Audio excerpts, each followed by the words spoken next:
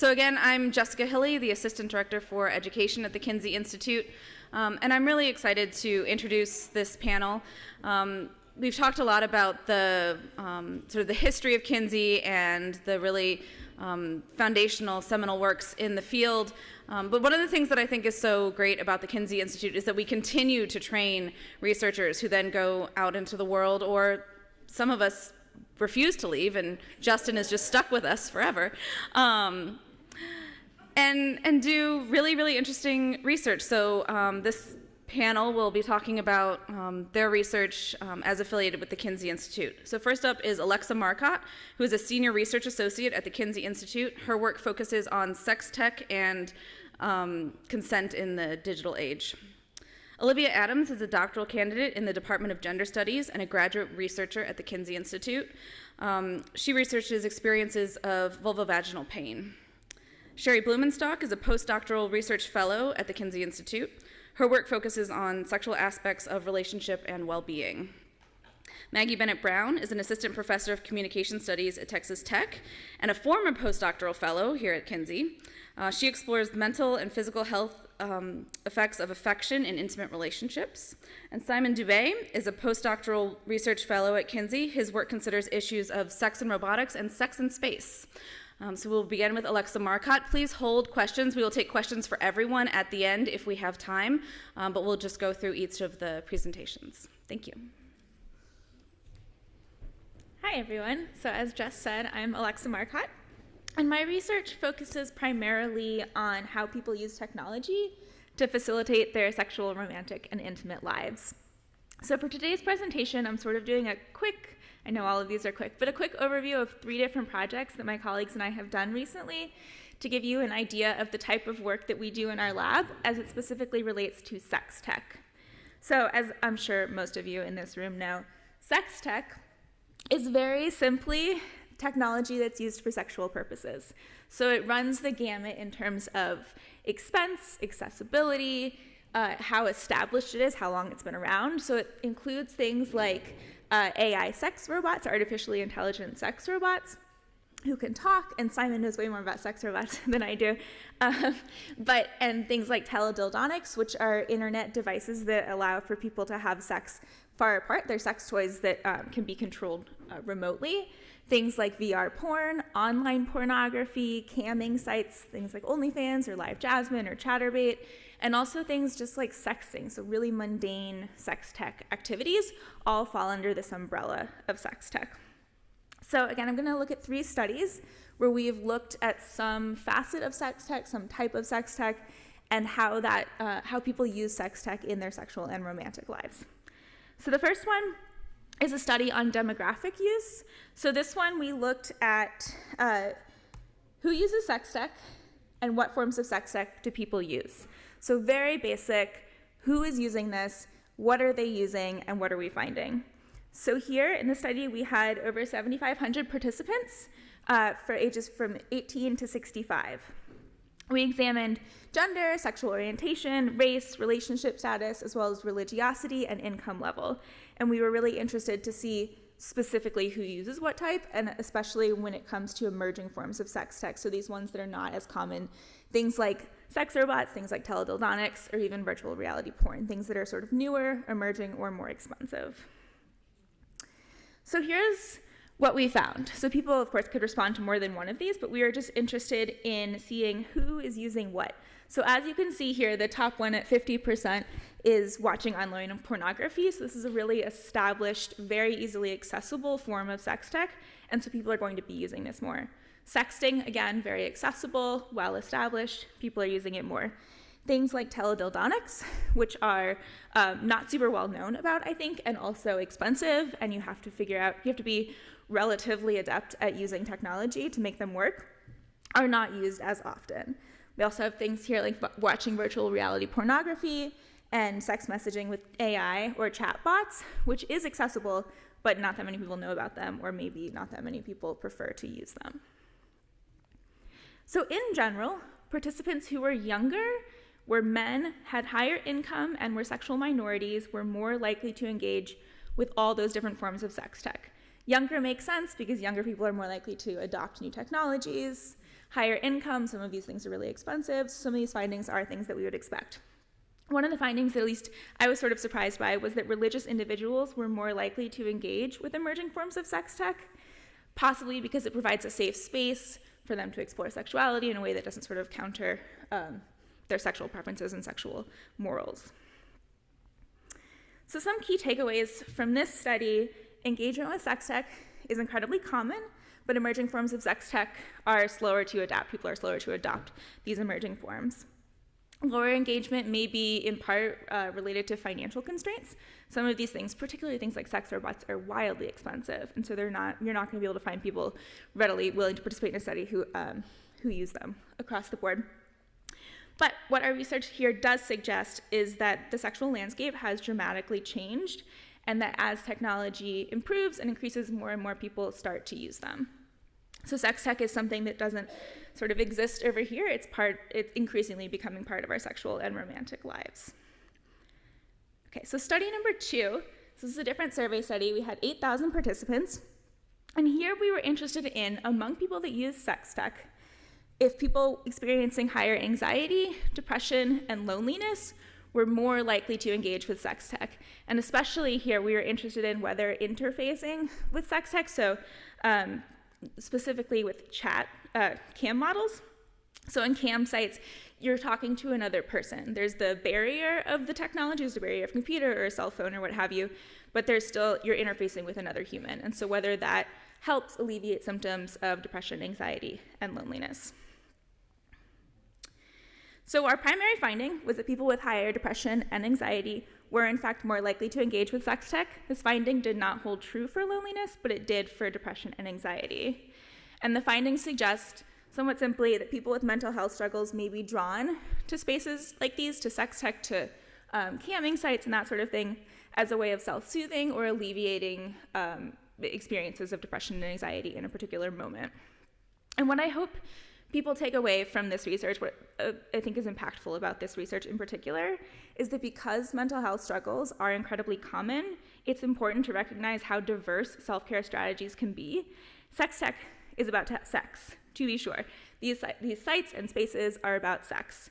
But online sexual spaces like erotic webcam sites also provide opportunities for connection and for intimacy, both of which are incredibly important for mental well-being. And there's a lot of stigma associated with sex work and online sexual spaces, but it's important to consider also how these spaces can be beneficial to people and how sex tech can be used to improve people's lives.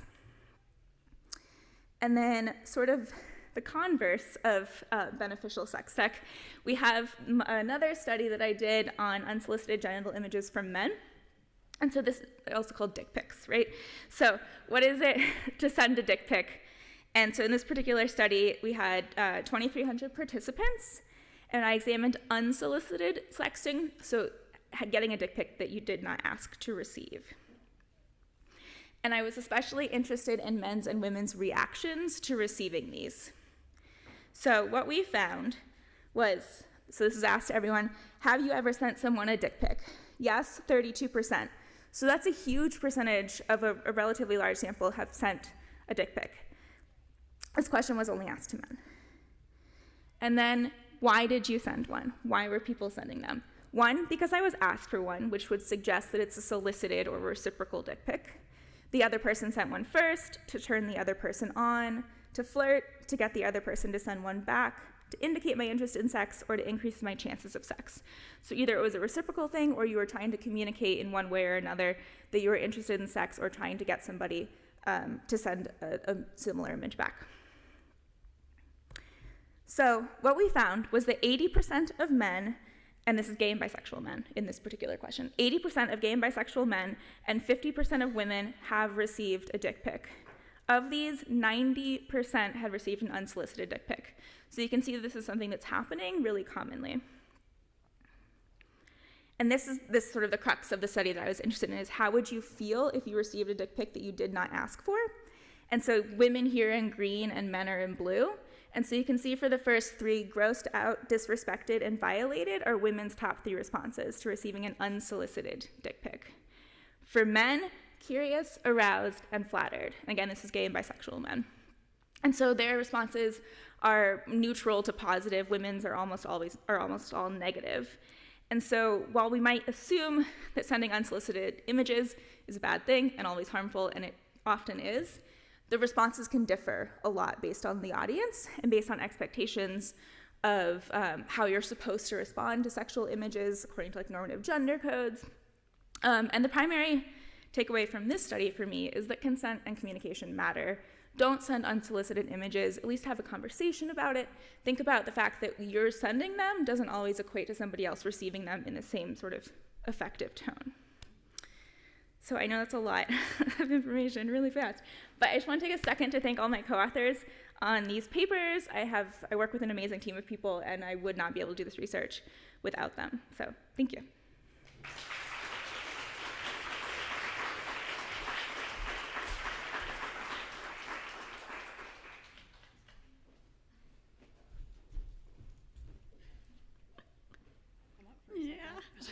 Where are you? Okay, perfect, thank you. Okay. I have never given a talk with a microphone, so this is a very interesting experience for me. But I want to thank you all for coming. I'm excited to give this talk for the 75th anniversary. Okay, so I'll just go right ahead. I might go a little over time, so apologies for that in advance.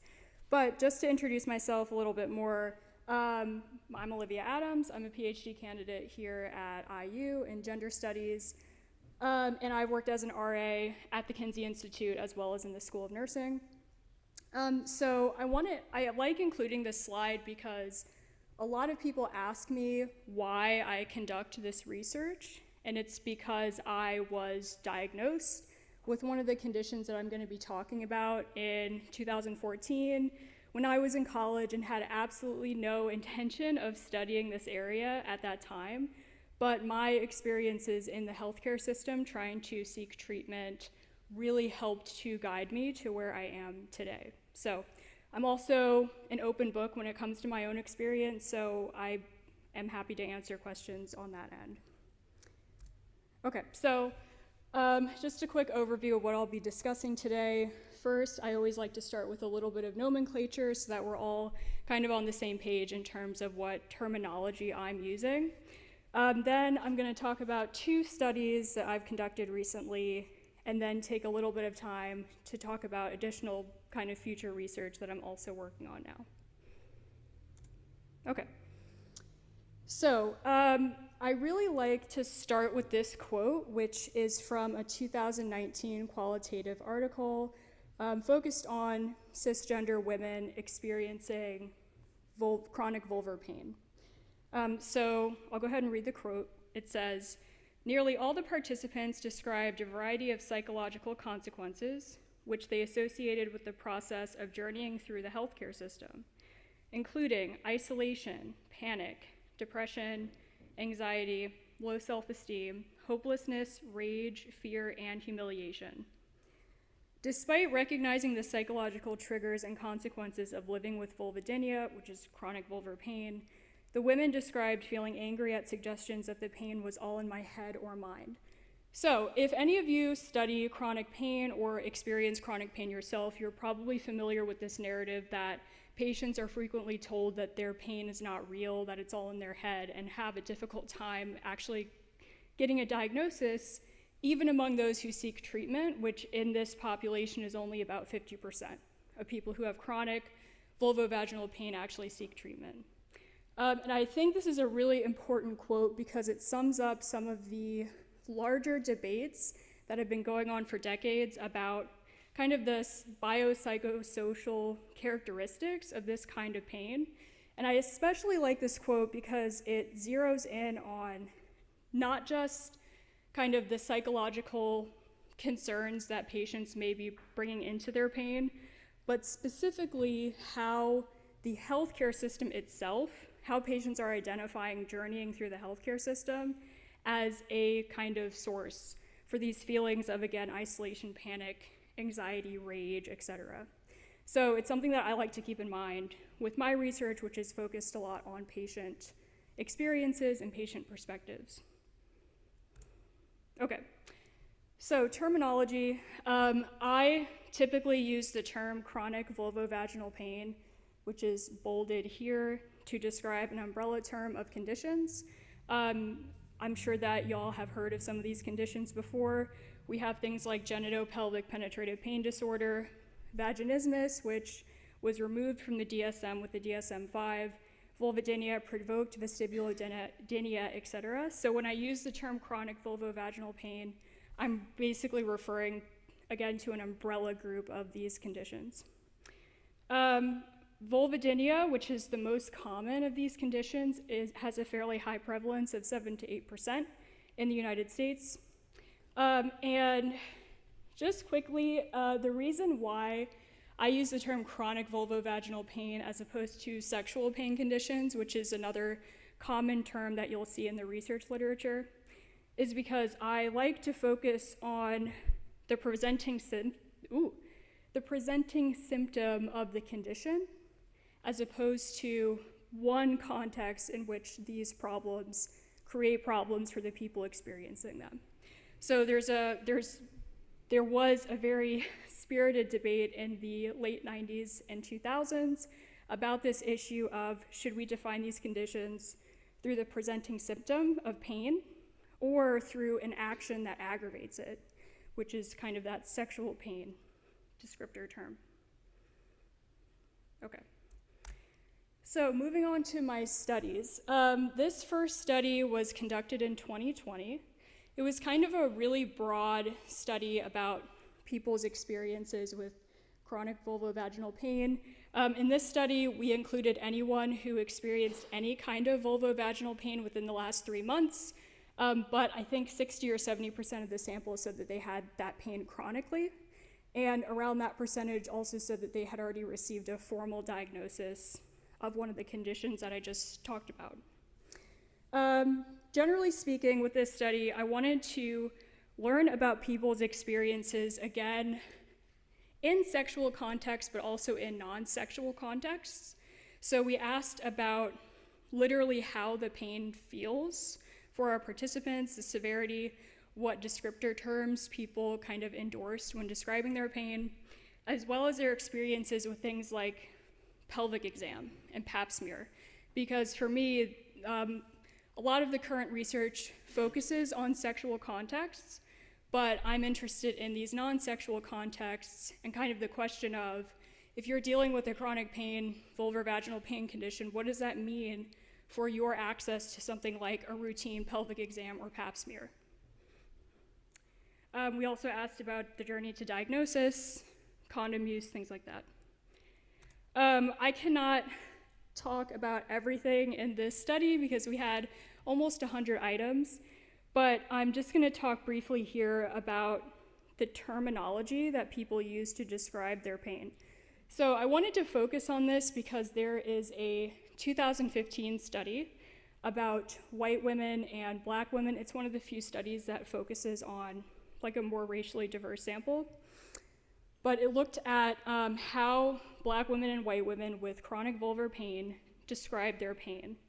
And some clinical guidelines tell us that vulvodynia is really characterized, among other things, by burning pain, like a specifically burning quality of the pain. But this 2015 study found that black women were significantly less likely to use the term burning when describing their pain. So there might be an issue there when it comes to the broader diagnostic delay that we see with these conditions, especially if we look at it in terms of race and ethnicity as well. So we looked at pain descriptor terms as well, and I've highlighted all of the statistically significant differences between how each of these categories, so Asian, Black, Native American, Hispanic, and white women, compared to everyone else in the sample, which terms that they preferred. And you can see that both on the level of the term itself, as well as the context, there were differences in many different categories in terms of how people talk about their pain. So in that sense, we found similar things to that 2015 study. We also looked at pelvic exam, like I mentioned earlier, And there were a couple of questions about pelvic exam, but I'm only going to talk about this one now. This is on, have you ever avoided a pelvic exam or pap smear due to anticipated pain? So, as you may expect, again, this is all people who reported experiencing some kind of vulvovaginal pain. 60% said that they had done this. But if you look a little bit more closely, we also see that just over 40% of that 60% who said that they avoid pelvic exams said that they do it more than once. So this is kind of a repeated avoidance behavior that I haven't seen a lot of interventions for in the research literature to date. Okay. We also looked into differences between white women in our sample and non-white women. Here we had to split everyone who did not identify as white into one category, which is a problem, and it's something that we fixed in a subsequent study. But we did find that non-white women were more likely to report avoiding pelvic exam due to pain. They were also more likely to report being unable to complete a pelvic exam that was happening due to pain problems. So one thing I want to say about this is I don't think that this is a difference in how people of different races and ethnicities feel pain. There's probably a lot more happening in the healthcare encounter that accounts for this difference that we're seeing in the frequency of saying that you've avoided the pelvic exam. So on that note, study 2 came out of study 1 largely. In study 1, I did initially want to collect a racially and ethnically diverse sample, but we did have about 68% white participants in that sample. So for study 2, I wanted to only collect people who identified as white, or anyone other than people who identify as white non-Hispanic, because I wanted to touch on race as well as ethnicity. And some reasons for that is, I kind of mentioned this earlier, but the current vulvovaginal pain research is fairly homogeneous in terms of the racial and ethnic identity of participants. And we also know, like apart from that more specific research context, we also know that there's a lot of important research on things like pain bias from providers towards patients of color, particularly Black patients. If we think historically, there are also problems with the actual development of American gynecology as a discipline and racial problems. And then in a more modern context, there's also research on disparities in reproductive and sexual health experiences and outcomes for women of color. So for study 2, it was very similar to study 1. The survey instrument was slightly longer because we included the group-based medical mistrust scale as well to again try and get at some of these other reasons why people might be avoiding pelvic exams or being unable to complete them. And like I said, we only recruited people of color, and in this sample we only recruited people who had chronic vulvovaginal pain. Just more participant information. We had 488 participants for this. For study 1, we had 295. In terms of diversity, we don't have great diversity in LGBTQ+ populations, which is something I'm going to talk about a little later in future research directions. But you can see here that 68% of our sample identified as Black, and the vast majority identified as cisgender women as well. So most of our sample was Black cisgender women. Okay. So I'm just going to go over this pelvic exam question again for the sake of time. But we asked the same thing: have you ever avoided this type of exam due to anticipated pain? And over 80% said yes in this sample. And then again, if we look at only once, more than once, or never, there's also that increased amount when we split the yes, I've only done this once, and yes, I've done it more than once. So again, it's this kind of repeated behavior or experience that people are having. So I guess before I go on to the additional research projects, we have a lot of data from both of these studies. I've been told multiple times I need to stop collecting because I have too much data. So there's a lot of other constructs and variables that we can sort through to kind of answer these questions. As I mentioned a moment ago, I'm currently working on a paper with several people who are at that table on chronic vulvovaginal pain and medical mistrust. Just as a quick finding, in that paper we found that non-Black Hispanic women actually had the highest rates of medical mistrust in our sample, and we think that might have something to do with language barriers in a healthcare experience. But more on that later. Hopefully it'll be published soon. But yes, so additional projects really quickly. I mentioned earlier that there's not a lot of research on LGBTQ plus people with these conditions. I'm working on a study right now with a colleague in gender studies on how people form community on online health forums, but we're also looking at how trans people with vaginismus or with polycystic ovary syndrome use these health forums and whether they feel comfortable and welcomed in the forums themselves. Unfortunately, we are finding that they do not feel particularly welcomed in those health forums due to things like femininity threat and transphobia among the other users. And then lastly, I'm working on another study on medical mistrust for Black and Latinx adults in Indiana who are seeking HIV and PrEP kind of counseling. So more on that hopefully soon. But that is it. Thank you very much.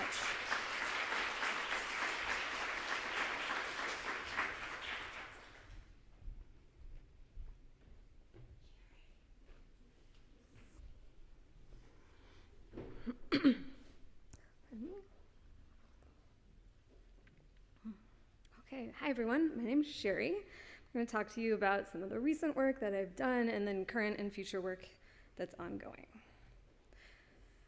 And so some of my recent work will give some context to what I'm working on now. So first is a paper that was published in JSR earlier this year about hormonal contraception and sexual frequency.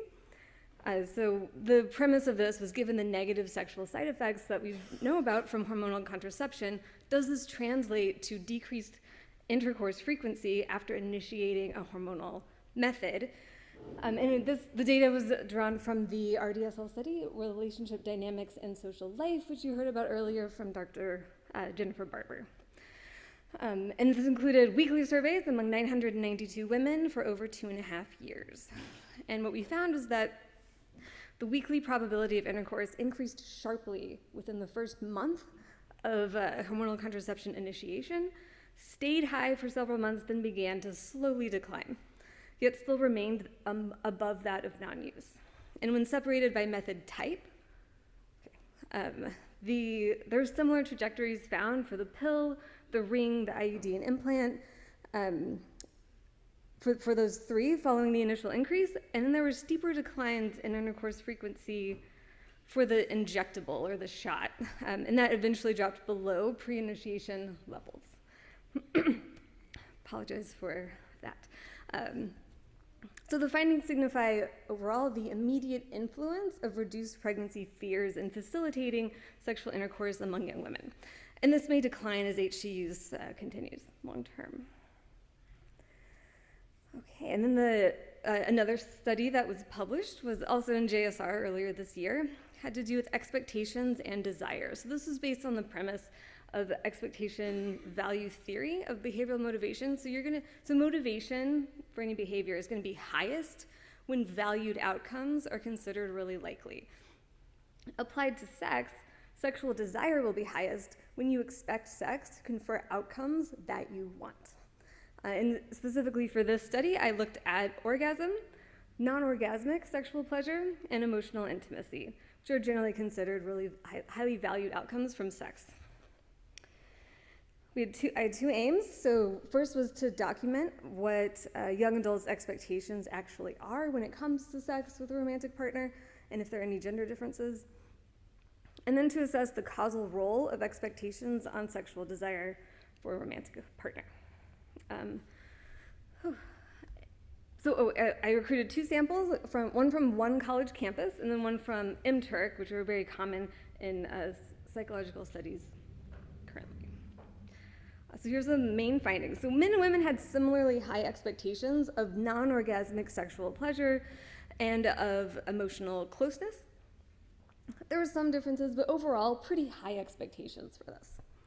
However, when it comes to orgasm, there were striking differences between men and women.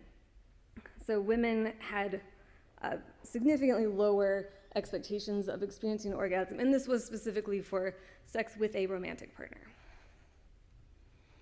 In terms of the experiment, looking at these causal associations, the scrolling is different than I'm used to. Over on the right one is emotional closeness, just if the text is too small. And emotional closeness had the strongest effect on desire. So if you had high expectations for emotional closeness, your desire was the highest. If you had low expectations of emotional closeness, your desire was the lowest. That was the least desirable kind of sex that you wanted, or that people wanted. And notably, and that was the strongest for men and for women.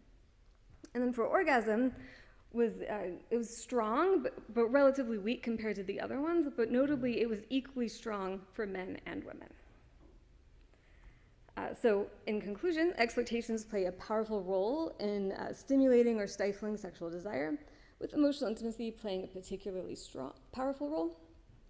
And despite the vast gender differences in expectations of orgasm during sex with a romantic partner, orgasm had equally strong effects on desire for men and women. This is another paper on sexual frequency in pregnancy that I'll skip for time. Can come back if there's time and interest later. So right now, some of the current work I'm doing has to do with attachment and sexual desire and the role of partner type, and this is based on expectations of emotional intimacy. So emotional intimacy can play a powerful role in desire, according to the previous study, and attachment insecurities can be differentiated by their approaches to intimacy in sex, and in the frequency and interest in non-committed or casual sex. So for this, we assessed the role of attachment insecurities in sexual desire, as well as the utility of specifying and differentiating between partner type and context when assessing individual differences in sexual desire. So using the sexual desire inventory, tested 2 structural equation models, one with dyadic desire items combined, and then another which separated the partner-specific items and the items that involved how much desire you have when you're around somebody that you're attracted to who could be a potential sexual partner. And so when combined, in the combined model, avoidant attachment predicted lower dyadic desire, and attachment anxiety predicted higher dyadic desire. When separated, avoidance again was associated with lower partner-specific desire, pardon me, and anxiety was associated with higher partner-specific desire. However, avoidance predicted higher desire for an attractive other. And so conclusions drawn from this, the discomfort with intimacy that's characterized by attachment avoidance, it may deter interest in partner-specific sex, such as sex with a current romantic partner, but it might enhance sexual interest in non-attachment figures. It also emphasizes the importance of specifying and distinguishing partner contexts when it comes to sexual desire, and that partner-specific sexual desire, such as desire for a current romantic partner, may be a unique experience that should not be conflated with other types of sexual desire. And following from this is another paper that is currently in work, looking at these associations between attachment and desire and the role that communication plays, sexual communication. So given the connections between attachment insecurities and desire that we found, and the role that communication plays in both pleasure during sex and intimacy, does sexual communication moderate these associations? And specifically, does expecting good sexual communication moderate the attachment desire link? And so here's some preliminary findings using linear regression. So partner-specific, so blue is high expectations of good sexual communication from a partner, red is low. In avoidance, again, see an association between higher avoidance, lower desire. But when you expect good sexual communication from a partner, that association weakens, perhaps because the expectation of pleasure is higher, which is a strong motivator for avoidantly attached individuals. And for attachment anxiety, are you seeing this? Okay. When anxiety is low, bad sexual communication is associated with much lower sexual desire. But when anxiety is high, bad sexual communication has a much smaller effect on desire.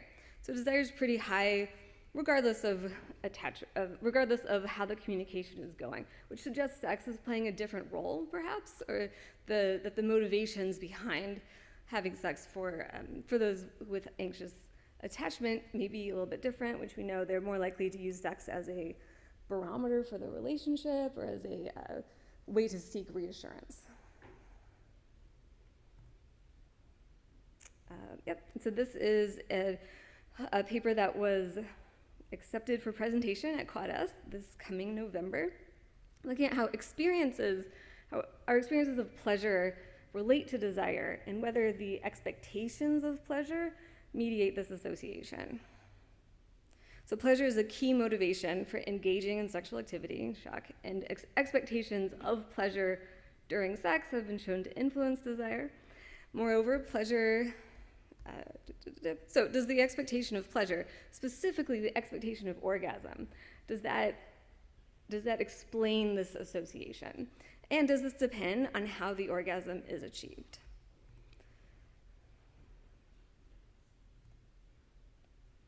Is it moving? Nothing's happening. Okay. I looked at different sexual behaviors, but specifically what I'm presenting here is penile vaginal intercourse without additional clitoral stimulation, and it was either for yourself, that was the item presented to women, or for a partner, which is the item presented to men. So these are mediation models. And for men, orgasm expectations completely mediated the association between orgasm frequency and desire. For women, orgasm expectations partially mediated the association. And through a series of cross-group comparisons, coefficient constraints, and model fit comparisons indicated that the direct effect of orgasm frequency during penile vaginal intercourse without additional clitoral stimulation was stronger for women than for men. So orgasm frequency during PVI was associated with higher orgasm expectations and in turn greater sexual desire. Men's and women's orgasm experiences play a key role in their desire, largely through their perceived likelihood of orgasm during future sexual activity. And women's ability to orgasm during penile vaginal intercourse without extra effort, so kind of the same amount of effort as for men on average, this may be particularly motivating. So another paper accepted to the Quad-S annual meeting this November regards sexual self-esteem, feeling really good about yourself as a sexual person. So high sexual self-esteem related to a slew of positive sexual outcomes, but it encompasses a lot. There's a lot in there. There are many components of feeling good about your sexual self.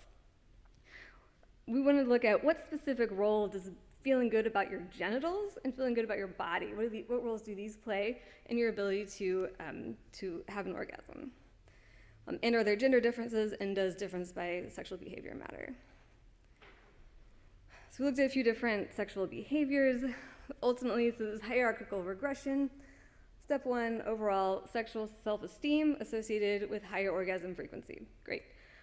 Step 2, when we included genital image, sexual self-esteem was no longer significant, and genital image was associated with higher orgasm frequency. And here's specifically the gender difference, which was significant for PVI without additional clitoral stimulation.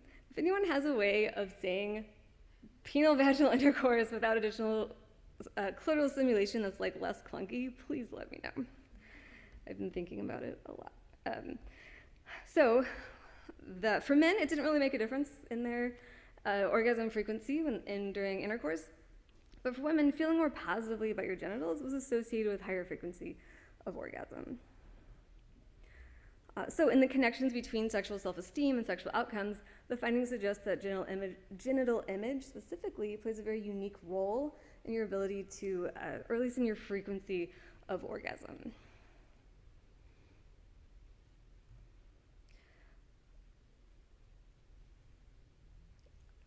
And so the next study I wanted to talk about was patterns of contraception use, and I apparently deleted the wrong slide. So we are looking at what I'm really interested in. So we have looking at the RDSL data set. So we have these women who are in these relationships and over all these weeks, and ask them whether they used a condom or whether they were on hormonal contraception. Many different questions about contraception. And there are different patterns, but some of them are very clear. So the one third of the women always used a condom every single week.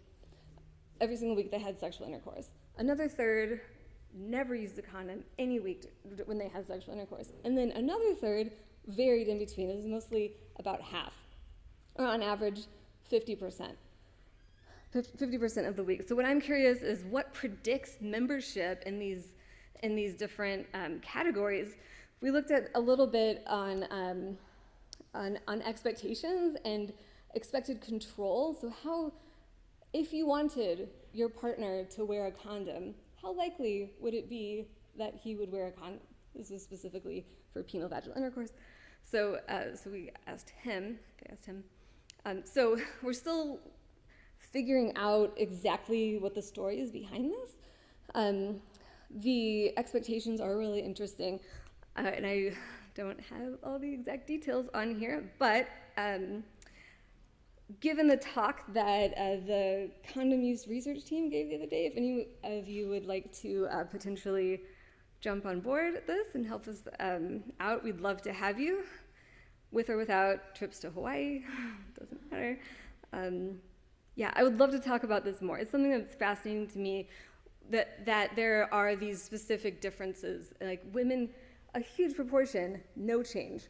And I think that has implications for interventions. Like, it doesn't matter what information they're getting, what their relationship is, they're just not going to, or they're always going to. I think that is really important. And it's a smaller group who actually vary in their, contraceptive decisions.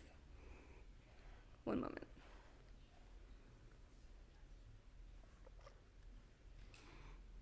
Okay, so for the last little bit, I'm going to shift the focus a little bit to COVID and effects on our relationships and well-being. It actually is very seamless to what Helen, Amanda, and Justin were just talking about. So this was presented at Quadas last year. Using both qualitative and quantitative methods, we looked at, so social connection is critical for well-being, and dating apps, as we heard, can facilitate social connection, often used with the goal of ultimately meeting a partner offline. So we looked at how did the pandemic and associated lockdowns change engagement with dating apps. So most people said people who said that they increased their dating app usage reported increases in loneliness and decreases in life satisfaction, whereas decreased engagement and no change was not associated with those changes. And then also looking at time-varying effects models, and so I would love to talk about this. The association, we'll just quickly go into the conclusion. The sudden and prolonged isolation resulting from the COVID-19 pandemic appears increasingly detrimental to those with natural tendencies to connect with others. Extroversion, usually connected with lower loneliness, was associated with higher. And then, yes, so thank you. Here's my information. Would love to talk to you about any of this. Thank you so much.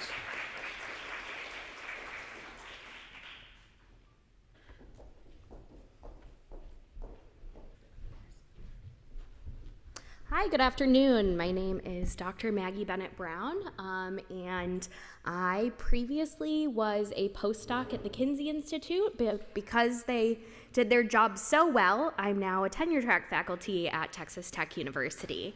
Hey, thank you.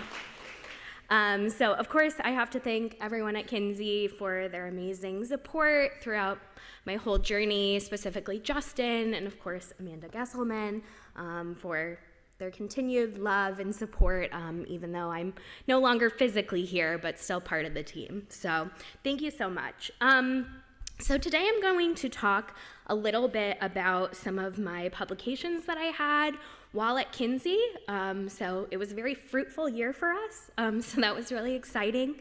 I'll talk about 2 current projects I'm still working on, or recent projects, and then some current things that are kind of underway. But first, I guess I should say a little bit about me specifically. I forgot to include why I'm unique, I guess. So I'm a communications scholar, which is kind of unique to the Kinsey Institute. They've never had a communication postdoc before, so I feel very honored and hope to keep those connections going with making us totally interdisciplinary at some point. So one of those connections that I made while I was here was with Dr. Paul Wright, and we actually worked on a study looking at pornography consumption and partnered sex. So he is here at IU. I don't think he's in the room currently, but he was great to work with. And then the 2 other publications are with the Kinsey Lab, and then the top publication is actually from my dissertation, which was really exciting. So my main field is looking at sexual communication. So my dissertation focused on communication during sexual activity and developing a scale for that and testing whether or not that affected things like sexual arousal and sexual satisfaction, as well as relationship satisfaction. So it's been a good year, but we're still going is I guess where I'm at right now. So right now, one of the important projects that we've been working on, this was actually my first project last fall when I came to Kinsey, is working with some data that we have from Live Jasmine. So Dr. Gesselman has a partnership with them, and so we've been able to collect this amazing data looking at clients and models from livejasmine.com. And so one thing I was interested in as a communication person is what is happening when we're interacting with people through camming websites? Who's getting benefits, if at all? And we actually found something really exciting and really, I think, unique and novel. So we had data from both clients and models. So clients, we had quite a bit more. We had about 2,000 clients. They were mostly white men aged from about 25 to 34. And the models, we had 327, mostly white women, again, in kind of that same age category. We asked both clients and models about their emotional fulfillment that they received from participating in the camming website, their sexual fulfillment that they received, and then if they felt that there was any kind of communication skills that they learned, or if their communication skills got better by using this camming website. And so quite a few people reported, as you might assume, that sexual needs were fulfilled. So that's the little emoji with the heart eyes. So as you can see, not only was that an experience for the clients, but it was an experience for the models as well. This was on a 5-point scaler. So we had 3 is like what would be somewhat, and 4 is what would be a good bit. I did not get to pick what these were titled. I don't know if I would have chose those, but that's just for your information. We did, however, the interesting part to me, the communication piece, was find that the clients reported, most of them reported that they were not having any sort of communication skills benefit from this, so none.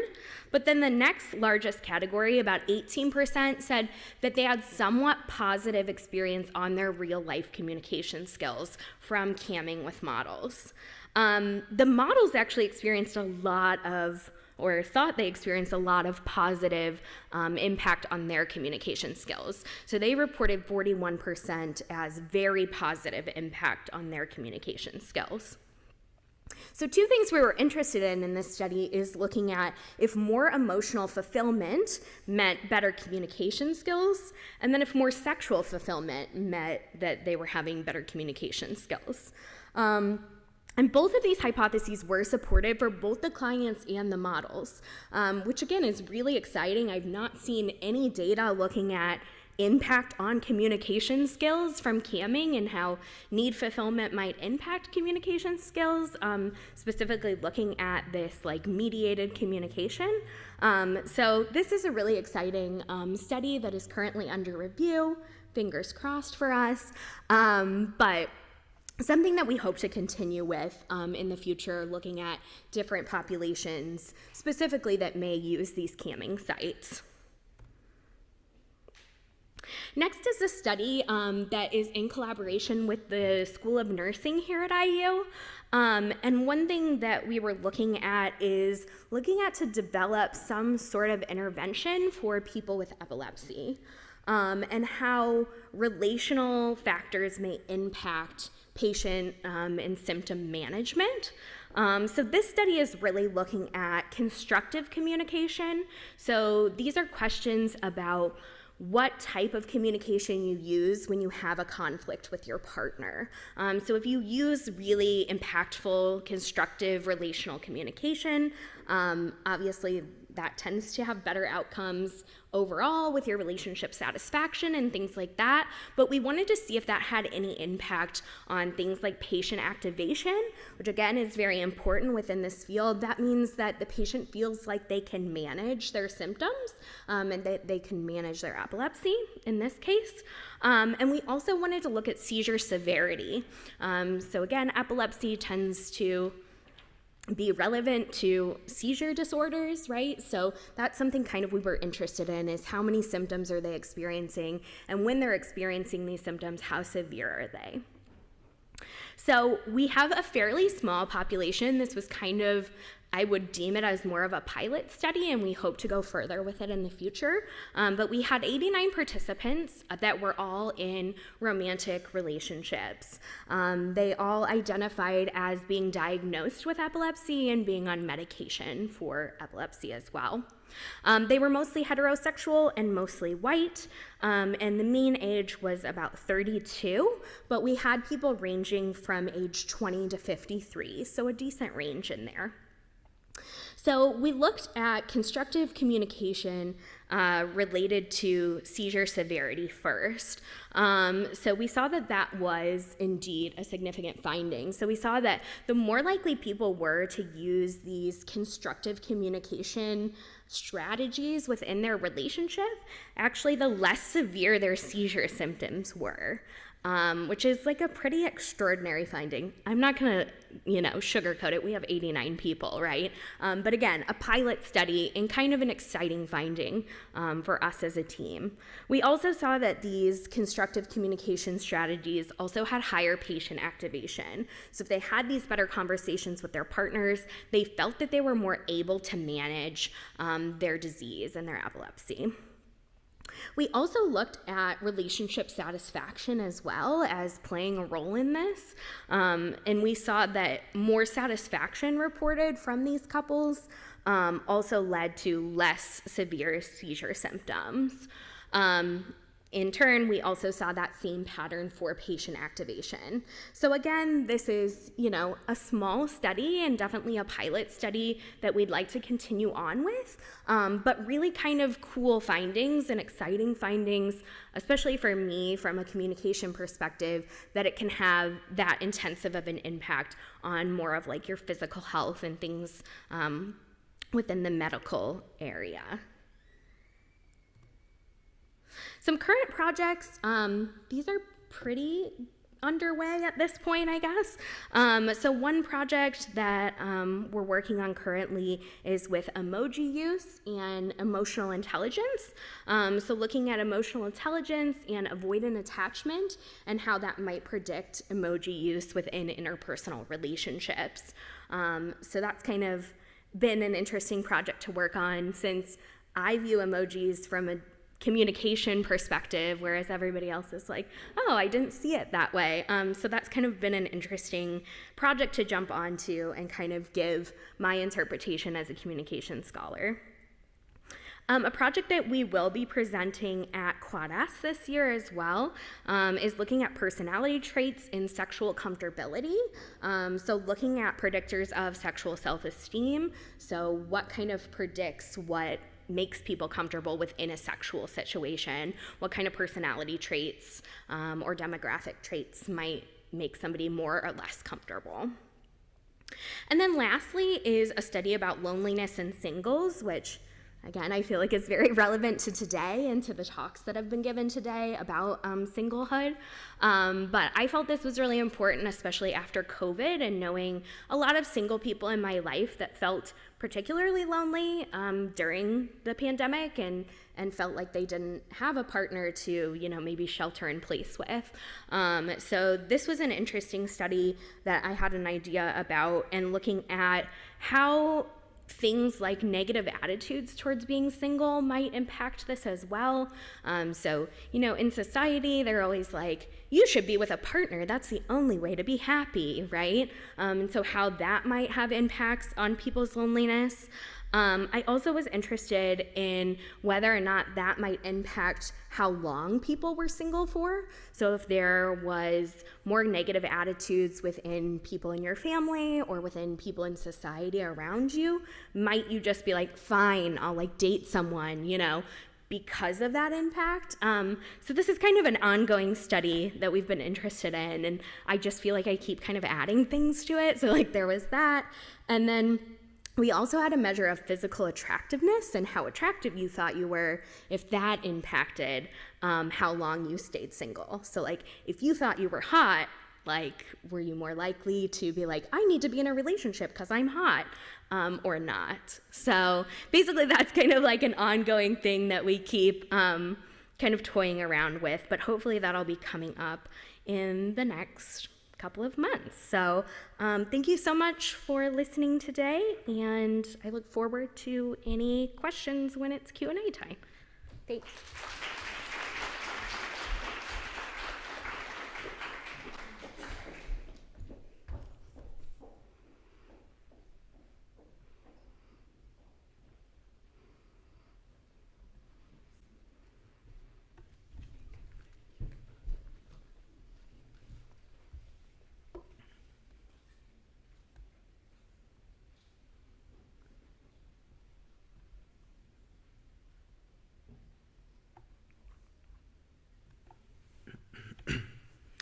Hello everyone, it's a true pleasure to be here with you today for the first time to talk a little about what's coming up next at the Kinsey Institute, aerobatics and space sexology.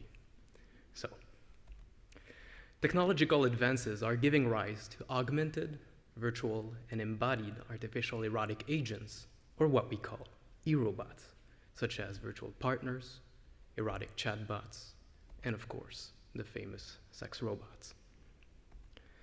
The impact of erobots on human life and intimacy is hotly debated. Some argue that these machines will be compulsively used, impair interhuman relationships, and exacerbate toxic patriarchal norms. Others propose that they could widen access to intimacy and sexuality, as well as be used in research, education, and therapy. Yet the scientific study of human-machine erotic interaction is both limited and fragmented. Comprehensive theoretical models are just emerging, while the empirical literature remains scarce. In parallel, we are entering a new age of space exploration, with several upcoming missions to the International Space Station, the Moon, and Mars, which aim to conduct research, occupy strategic military and politico-economic positions, exploit resources, bolster space tourism, and eventually settle our solar system. This modern-day space race is progressively making space flights more accessible to a wider clientele, which raises several questions about how to make space life compatible with human needs, including our intimate and sexual needs. Together, the technological revolution and our new age of space exploration promise to have tremendous impacts on human life and sexuality. In order to favor our well-being, sexology as a field must therefore meet head-on these great challenges of the 21st century and guide the development of technologies and space programs that are compatible with the complexity of human eroticism. With that in mind, my colleagues and I started by publishing two main papers, Foundations of Aerobotics and The Case for Space Sexology. The former launched a new unified transdisciplinary field of research intersecting sexology and human-machine interaction, while the latter argued for the comprehensive integration of sex research into space program and exploration. Foundations of Aerobotics in particular was part of my doctoral research program, which aimed to define aerobotics and its related concepts, proposed a model to scientifically approach human-robot interaction and coevolution, suggest a path to design beneficial erotic machines, and as well as investigate different aspects of the proposed model by examining whether perceived stigma, personality traits, and a state of sexual arousal influence people's willingness to erotically engage with robots. More precisely, Foundations of Aerobotics proposed a taxonomy of aerobots and a spectrum of their agency, or, in this case, their capability to act in or on the world to achieve their own objectives. This spectrum suggests that the growing agency of aerobots transforms the very nature of our relationship with these erotic systems. It highlights the fact that as we progressively move from products without agency to technologies that can react, display more sophisticated automation, learn from experiences, exhibit metacognitive capabilities, and possibly eventually show signs of artificial general intelligence, we move from predictable and unidirectional relationships to ever more uncontrolled and unpredictable multi-directional relationship which offer new erotic possibilities that may, in turn, enhance or rival the complexity of interhuman interactions. To tackle this complexity, our foundational paper also proposed a human-aerobot interaction and coevolution model, a theoretical framework with predictive value for the future of our relationship with these increasingly agential erotic systems. In short, the human-aerobot interaction and coevolution model theorizes that humans and aerobots co-influence each other's embodied, embedded, extended, and enacted erotic cognitions through interactions, such as negative or positive sexual experiences, and the transformation of their respective ecological niche. That is, a 5-layered ecological niche composed of the microsystem, or the individuals, institutions, and technology with whom people engage directly, the mesosystem, which connects the microsystem with other entities or levels of the model, the exosystem, or the entities which indirectly affect people's lives, such as the political, scientific, and health institutions, the macrosystem, which encompasses the overarching cultural norms and values of different groups and societies, and lastly, the chronosystem, which accounts for how each layer of the model changes over time. At the core of this model is a mechanism called the erotic multi-agent selection process, which poses that the principles of variation and selective retention of traits can explain and predict our interaction and coevolution with aerobots.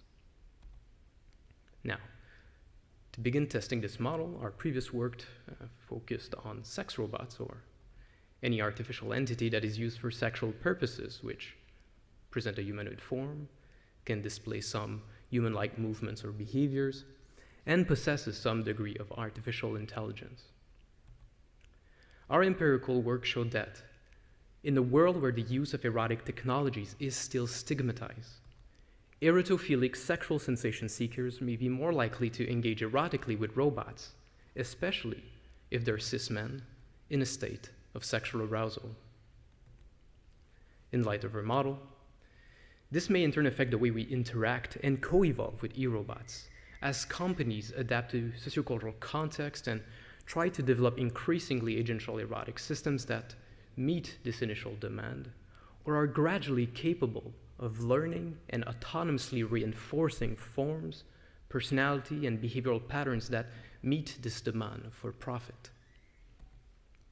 That being said, beyond such projects, my colleagues and I are also examining people's willingness to engage erotically with potential image-based partners when they believe that the characters that they are seeing are either humans or robots.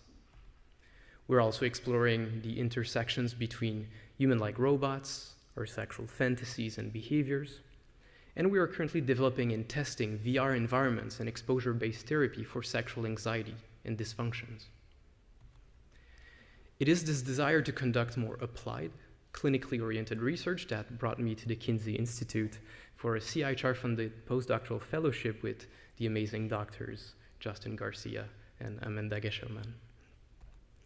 More precisely, this fellowship will assess the effects of a self-stimulation protocol with and without sexual devices on sexual function and mental health. This project is essential given the widespread use of sex toys, their employment in some clinical interventions, and our surprisingly important lack of knowledge about their effects on our sexual and mental health. That is, the therapeutic use of sex toys is sitting on a limited number of cross-sectional correlational studies suggesting that these products may positively contribute to people's sex life, and a handful of heterogeneous clinical studies suggesting that some devices may help with anorgasmia, sexual pain, erectile dysfunction, and premature ejaculation.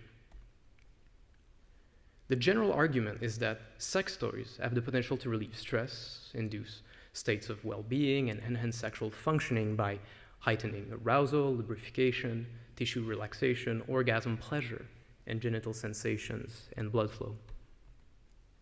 They are also scalable and relatively accessible. They can be used by singles or couples, adapted to needs or preferences, employed at a distance, powered by artificial intelligence, and connected with AI or mixed reality technologies. For these reasons, we hypothesize that a sexual self-stimulation protocol would improve participants' sexual function and mental health pre to post-intervention, with the experimental group of sex toys users exhibiting higher sexual function and mental health post-intervention compared to control groups of non-users and individuals who do not follow any protocol. To test these hypotheses, 60 adults will be randomly assigned to 3 conditions. The experimental group will self-stimulate to orgasm at least 3 times a week using vibrator for vulva-vagina owners and or masturbator for penis owners.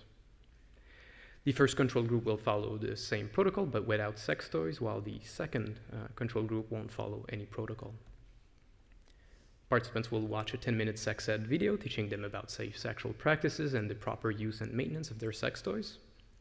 They will then complete an online survey, including questions about their demographics, sexual functioning, mental health, and watch a 10-minute sexually explicit video while their sexual responses are recorded using subjective questions and genital thermography.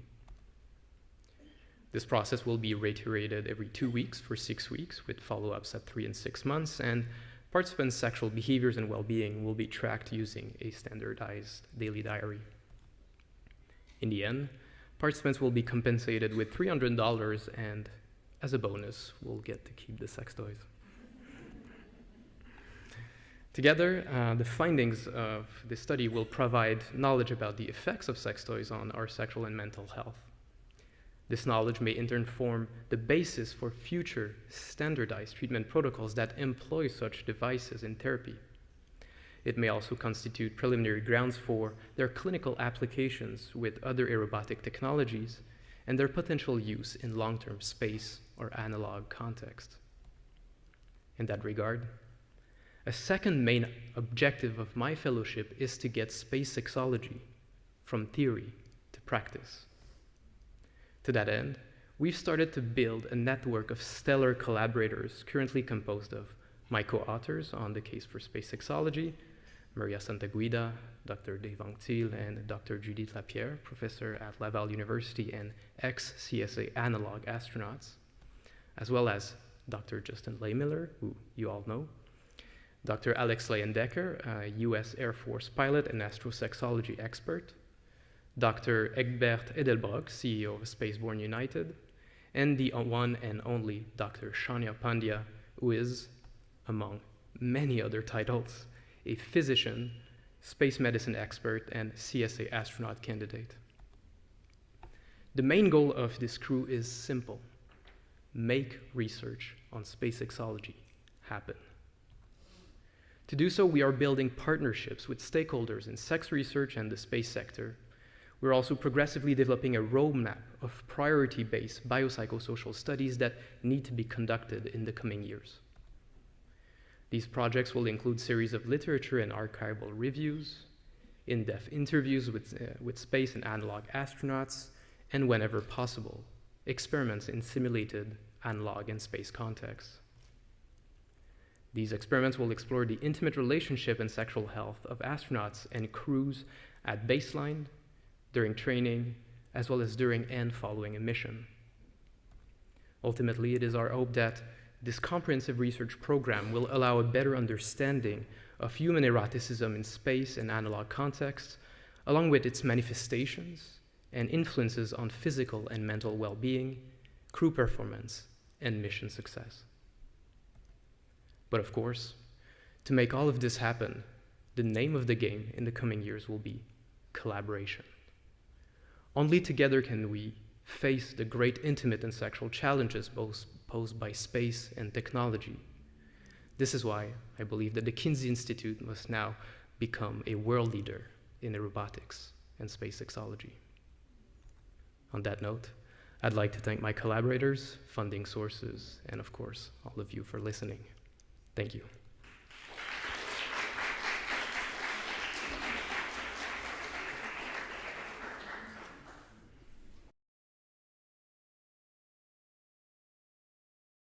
So the question is, do you think gravity could affect sexual satisfaction when masturbating?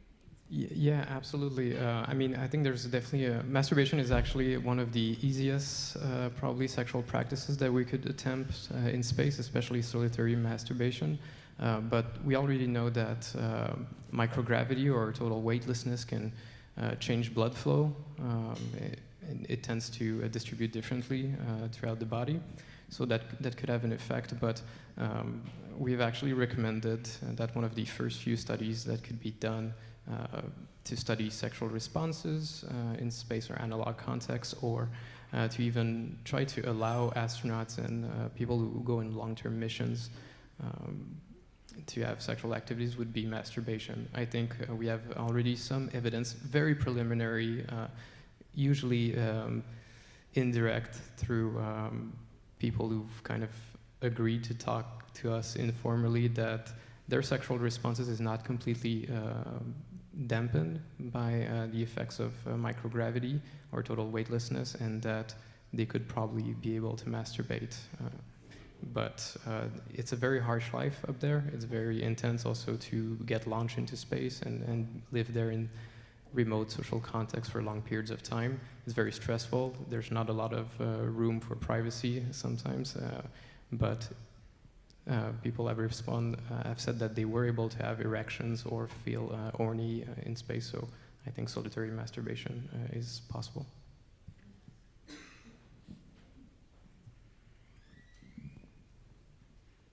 Yeah.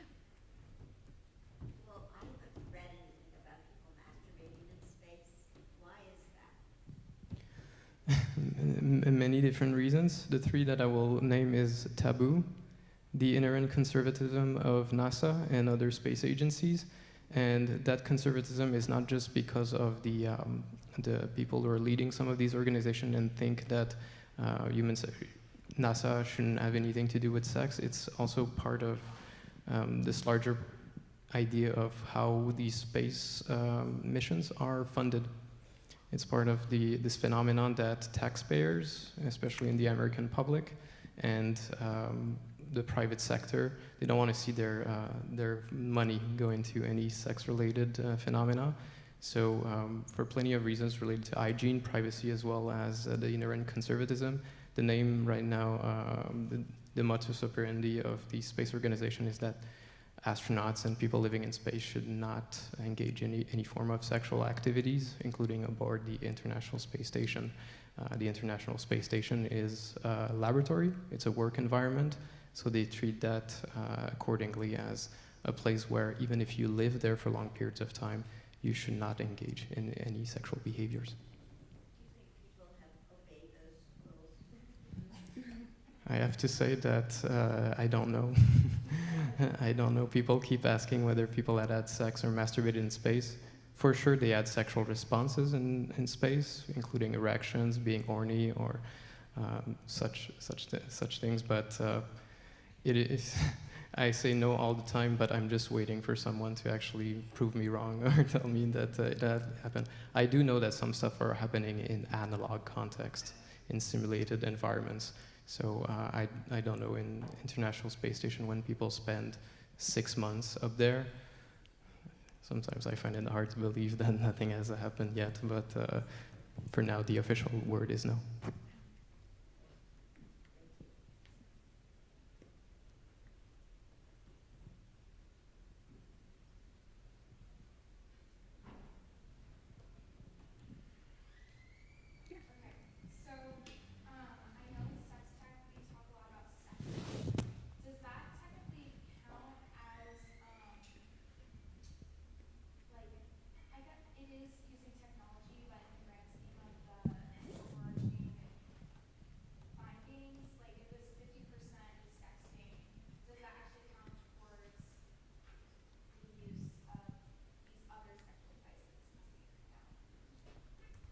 Yeah, I think that when I think about sex tech, I think about it as a continuum. So there are some that are way more obviously technologically advanced than others.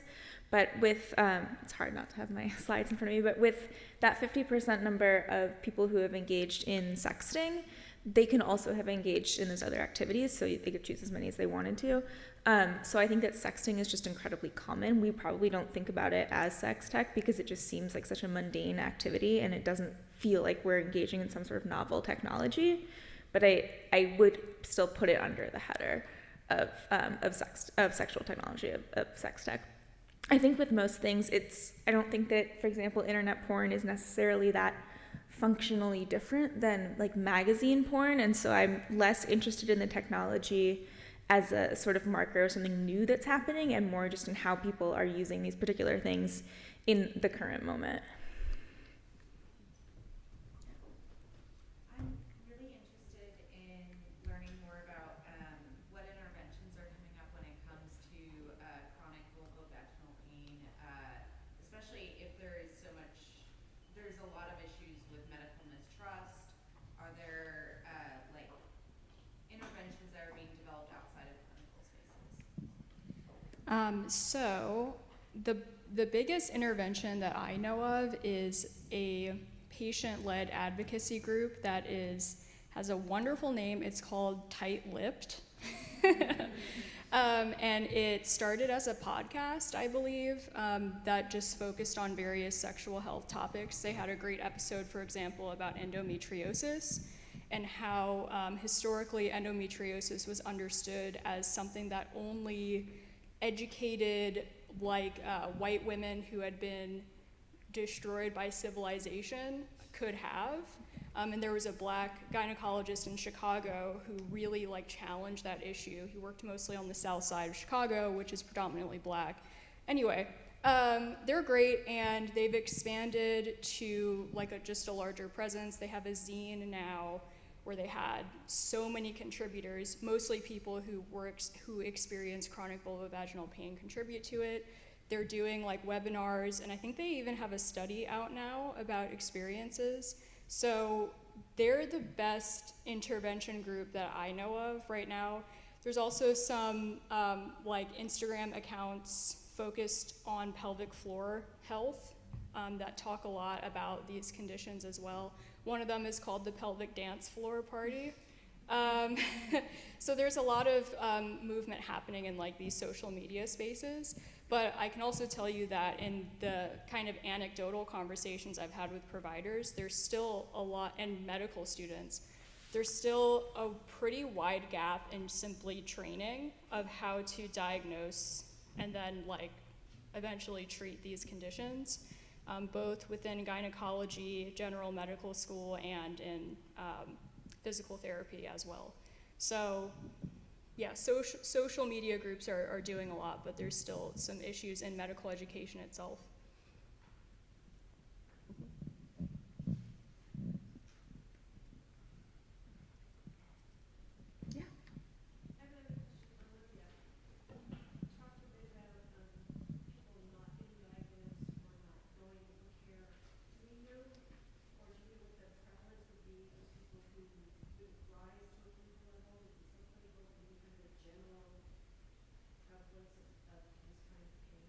Like of all of the conditions. So it's hard because I presented just the vulvodynia prevalence because it is the most researched of the conditions, and so its prevalence is kind of the most standardized at that 7 to 8%. I think it might be higher than that because talking about sexual pain, especially for people in certain demographic groups, like people who are in certain religious traditions, they are not comfortable talking about it at all, like with their families, and sometimes even with their partners, much less their medical doctors. So the prevalence is probably a bit underestimated. And then in the case of vaginismus, which has undergone quite a transformation, just as a quick background, vaginismus was traditionally defined as an involuntary muscle spasm of the vaginal canal. And that definition was established in the 19th century, in 1861. But there was a study in 2004 that really challenged that definition, and the DSM, a lot of these conditions are listed in the DSM. There was a switch in the DSM-5 to kind of rename vaginismus, reclassify it and some other conditions into genitopelvic penetrative pain disorder. So vaginismus, while we've had discourse about it literally for over a century, if you try to find prevalence of it, I've seen ranges from I think the most broad range I've seen was between 2 and 46% of the population. So if we go by vulvodynia, it's probably 7 to 10%, I would say, which is fairly high when we think about sexual problems and pain problems, which is why I think there's been a lot of work done qualitatively on diagnostic delay and why people have a really hard time actually getting a diagnosis for something that seems to be relatively common.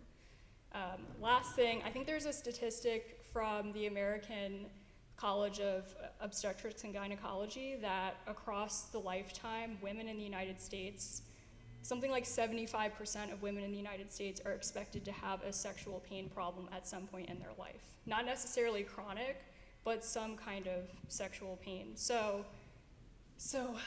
long story short, yes, I think that probably the prevalence is underestimated, and there's a lot of factors that go into why, but the vulvodynia number is the most kind of salient, solid number that we have right now. We're actually at time, so I'm going to cut it, but we will come back after a break, but thank you for the panelists.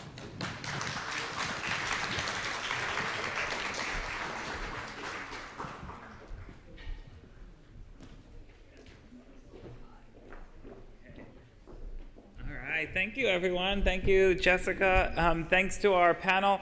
It's really great seeing our kind of early career scientists. I know there are many others in the room. It's a reminder of how our research program can touch on clinical issues, on industry and the way we communicate, on sort of whole host of whether it's our intimate lives, our healthcare. That's our goal. Simon, that boy's taking us to outer space. Where is he?